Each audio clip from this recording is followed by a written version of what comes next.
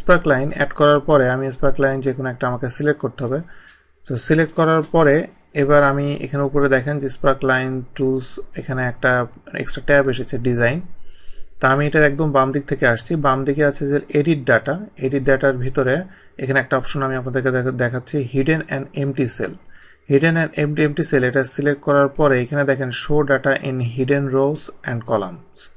এটা আমি সিলেক্ট করে আমি ওকে দিলে যেটা হবে সেটা হলো যে আমি যদি এখন এই সবগুলা সিলেক্ট করি, সিলেক্ট করে এগুলাকে আমি যদি হাইড দিই, হাইড দিলে দেখেন যে অন্য আরও যে দুটো স্পার্ক লাইন আমি তৈরি করেছিলাম সেই দুটো হাইড হয়ে গিয়েছে, কিন্তু এইটা এখানে শো করছে কারণ একটু আগে আমি ওটা আমি চেক দিয়ে দিয়েছি এবং জোন 1 ওয়াইজ এটা শো করছে।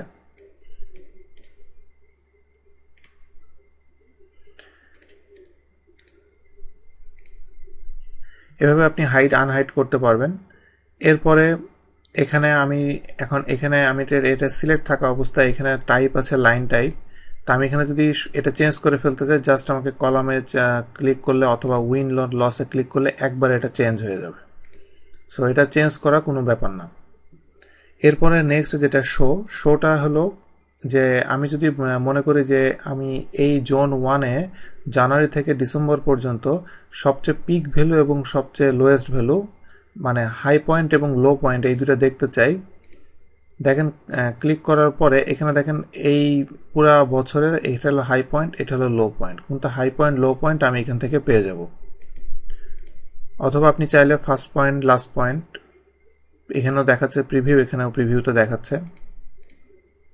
এরপরে মার্কার্স আছে, মার্কার্সেরও প্রত্যেক মান্থে যেটা সেটা এখানে শো করবে। তবে নর্মালি হাই পয়েন্ট এবং লো পয়েন্টটা বেশি ইম্পর্টেন্ট।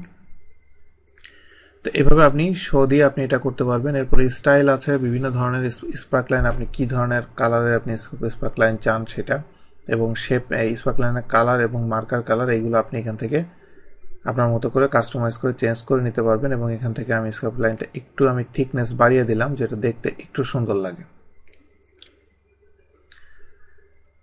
তো এরপরে নেক্সট অপশন যেটা এক্সিসে আমি ড্রপ ডাউনে গেলে এখানে বেশ অনেক কিছু অপশন আছে, যে অপশনগুলোর মাধ্যমে আপনি, যেমন আমি এখানে দেখেন শো এক্সিস আমি যদি ক্লিক করি এবং এটাকে আমি যদি জুম ইন করি, তাহলে দেখেন যে এখানে যে এক্সিস যেটা, এটা জিরোর থেকে কতটুকু উপরে গিয়েছে, কোন সময় এটা টাচ করেছে এবং কোন সময় নিচে চলে গিয়েছে, সেই জিনিসগুলো আপনি খুব সহজে এখান থেকে আপনি খুব সহজে এক্সিস এই লাইনটা টানা থাকলে আপনি বুঝতে পারবেন।